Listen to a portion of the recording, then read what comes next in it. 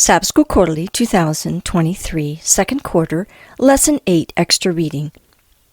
Child Guidance, pages 527 to 537. Chapter 79, Sabbath, the Day of Delight. Prevalent disregard for the Sabbath. I have been shown that very many of the parents who profess to believe the solemn message for this time have not trained their children for God. They have not restrained themselves and have been irritated with anyone who attempted to restrain them. They have not, by living faith, daily bound their children upon the altar of the Lord. Many of these youth have been allowed to transgress the fourth commandment by seeking their own pleasure upon God's holy day.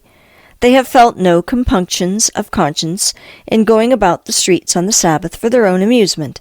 Many go where they please and do what they please, and their parents are so fearful of displeasing them that, imitating the management of Eli, they lay no commands upon them. These youth finally lose all respect for the Sabbath and have no relish for religious meetings or for sacred and eternal things. Heed first word of the fourth commandment. Remember is placed at the very first of the fourth commandment. Parents, you need to remember the Sabbath day yourselves to keep it holy. And if you do this, you are giving the proper instruction to your children. They will reverence God's holy day. Christian education is needed in your homes. All through the week, keep the Lord's holy Sabbath in view, for that day is to be devoted to the service of God. It is a day when the hands are to rest from worldly employment, when the soul's needs are to receive special attention. When the Sabbath is thus remembered, the temporal will not be allowed to encroach upon the spiritual. No duty pertaining to the 6 working days will be left for the Sabbath. During the week, our energies will not be so exhausted in temporal labor that on the day when the Lord rested and was refreshed, we shall be too weary to engage in His service. Make Friday the preparation day. On Friday, let the preparation for the Sabbath be completed. See that all the clothing is in readiness and that all the cooking is done. Let the boots be blacked and the baths be taken. It is possible to do this. If you make it a rule, you can do it.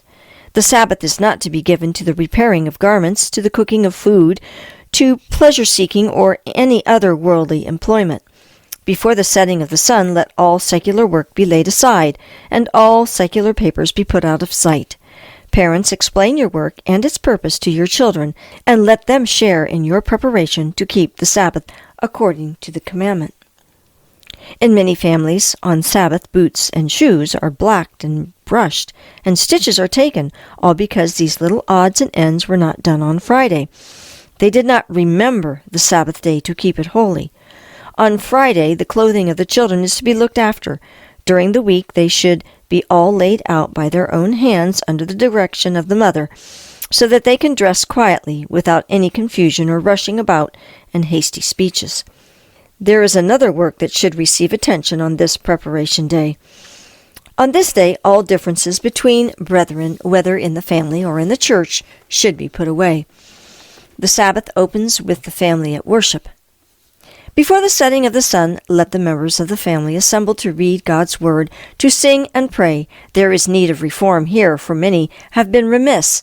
We need to confess to God and to one another. We should begin anew to make special arrangements that every member of the family may be prepared to honor the day which God has blessed and sanctified.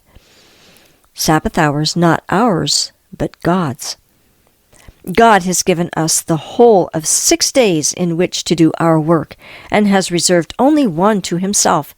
This should be a day of blessing to us, a day when we should lay aside all our secular matters and center our thoughts upon God and heaven. When the Sabbath commences, we should place a guard upon ourselves, upon our acts and our words, lest we rob God by appropriating to our own use that time which is strictly the Lord's. We should not do ourselves nor suffer our children to do any manner of our own work for a livelihood or anything which could have been done on the 6 working days. Friday is the day of preparation. Time can then be devoted to making the necessary preparation for the Sabbath and to thinking and conversing about it. Nothing which will in the sight of heaven be regarded as a violation of the holy Sabbath should be left unsaid or undone, to be said or done upon the Sabbath.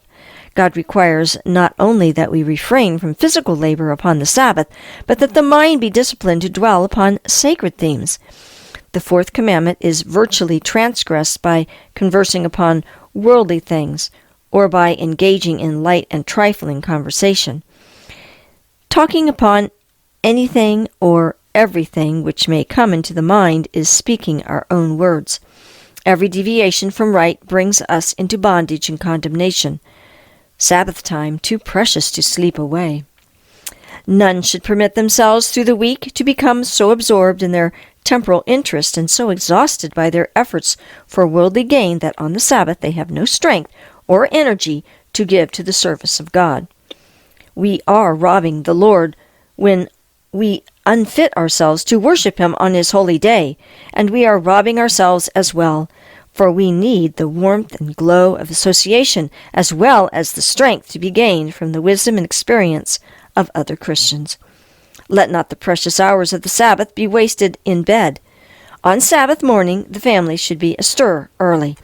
If they arise late, there is confusion and bustle in preparing for breakfast and Sabbath school. There is hurrying, jostling, and impatience. Thus unholy feelings come into the home. The Sabbath, thus desecrated, becomes a weariness, and its coming is dreaded rather than loved. Attend public worship with children. Fathers and mothers should make it a rule that their children attend public worship on the Sabbath, and should enforce the rule by their own example. It is our duty to command our children and our household after us, as did Abraham. By example as well as precept, we should impress upon them the importance of religious teaching. All who have taken the baptismal vow have solemnly consecrated themselves to the service of God. They are under covenant obligation to place themselves and their children where they may obtain all possible incentives and encouragement in the Christian life. But while we worship God, we are not to consider this a drudgery. The Sabbath of the Lord is to be made a blessing to us and to our children. They are to look upon the Sabbath as a day of delight, a day which God has sanctified, and they will so consider it if they are properly instructed. Wear comely garments for the house of worship. Many need instruction as to how they should appear in the assembly for worship on the Sabbath. They are not to enter the presence of God in the common clothing worn during the week. All should have a special Sabbath suit to be worn when attending service in God's house. While we should not conform to worldly fashions, we are not to be indifferent in regard to our outward appearance. We are to be neat and trim, though without adornment. The children of God should be pure within and without. Explain Sabbath sermons to the children. Ministers are to engage in a sacred, solemn work, but upon those who hear rests just as sacred a responsibility. They are to hear with a determination to follow the instruction that all must practice who gain eternal life. Each hearer should strive to understand each presentation of Bible truth as God's message to him, to be received by faith and put into practice in the daily life. Parents should explain to their children the words spoken from the pulpit, that they also may understand and have that knowledge which, if put into practice, brings abundant grace and peace. Provide special treat for mealtime. We should not provide for the Sabbath a more liberal supply or a greater variety of food than for other days. Instead of this, the food should be more simple and less should be eaten. In order that the mind may be clear and vigorous to comprehend spiritual things, overeating befogs the brain. The most precious words may be heard and not appreciated. Because the mind is confused by an improper diet, by overeating on the Sabbath, many have done more than they think to dishonor God. While cooking upon the Sabbath should be avoided, it is not necessary to eat cold food. In cold weather, let the food prepared the day before be heated, and let the meals, though simple, be palatable and attractive. Provide something that will be regarded as a treat, something the family do not have every day. The rest of the day is precious. The Sabbath school and the meeting for worship occupy only a part of the Sabbath. The portion remaining to the family may be made the most sacred and precious season of all the Sabbath hours. Much of this time parents should spend with their children. Plain, suitable reading and conversation. The Sabbath, oh, make it the sweetest, the most blessed day of the whole week. Parents can and should give attention to their children, reading to them the most attractive portions of Bible history, educating them to reverence the Sabbath day, keeping it according to the commandment. This cannot be done if the parents feel no burden to interest their children, but they can make the Sabbath a delight if they will take the proper course. The children can be interested in good reading or in conversation about the salvation of their souls, but they will have to be educated and trained. The natural heart does not love to think of God, of heaven, or of heavenly things.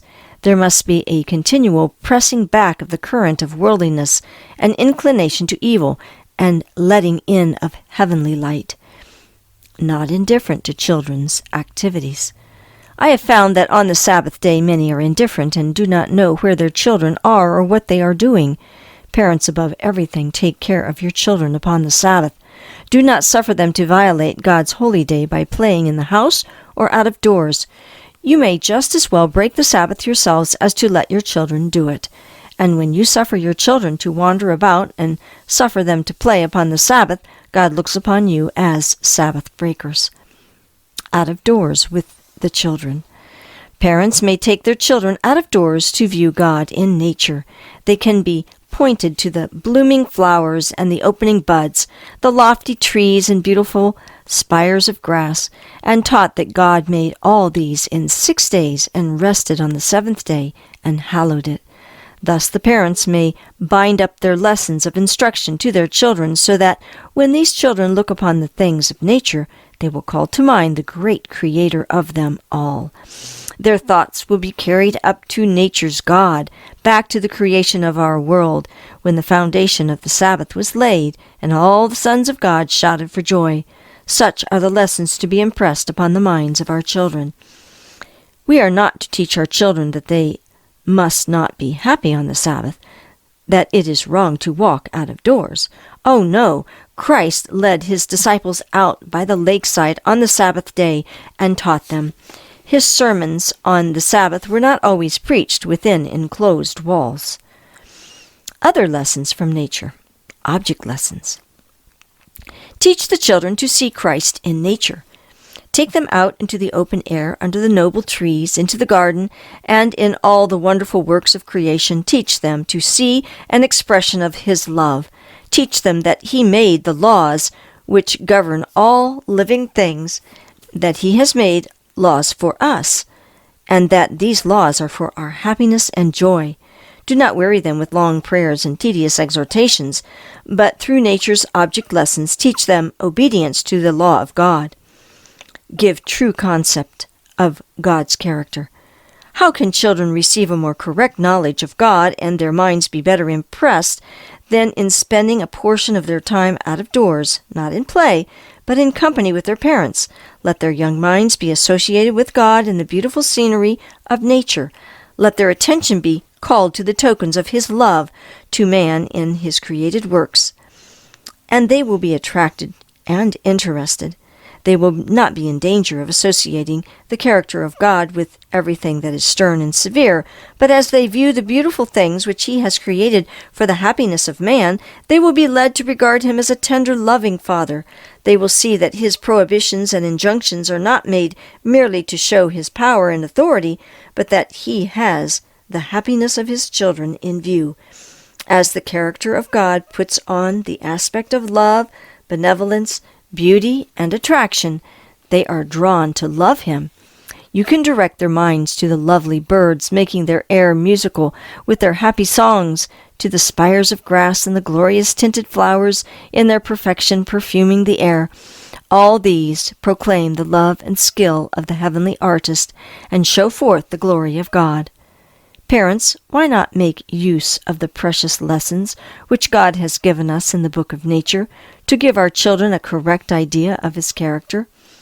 Those who sacrifice simplicity to fashion and shut themselves away from the beauties of nature cannot be spiritually minded. They cannot understand the skill and power of God as revealed in His created works. Therefore their hearts do not quicken and throb with new love and interest, and they are not filled with awe and reverence as they see God in nature. A day to live the life of Eden. The value of the Sabbath as a means of education is beyond estimate. Whatever of ours God claims from us, He returns again, enriched, transfigured with His own glory. The Sabbath and the family were alike instituted in Eden, and in God's purpose they are indissolubly linked together. On this day, more than on any other, it is possible for us to live the life of Eden. It was God's plan for the members of the family to be associated in work and study, in worship and recreation, the father as priest of his household, and both father and mother as teachers and companions of their children. But the results of sin have changed the conditions of life to a great degree prevent this association. Often the father hardly sees the faces of his children throughout the week. He is almost wholly deprived of opportunity for companionship or instruction. But God's love has set a limit to the demands of toil. Over the Sabbath He places His merciful hand. In His own day He preserves for the family opportunity for communion with Him, with nature, and with one another. Make the Sabbath a delight. All who love God should do what they can to make the Sabbath a delight, holy and honorable. They cannot do this by seeking their own pleasure in sinful, forbidden amusements. Yet they can do much to exalt the Sabbath in their families and make it the most interesting day of the week. We should devote time to interesting our children. A change will have a happy influence over them. We can walk out with them in the open air.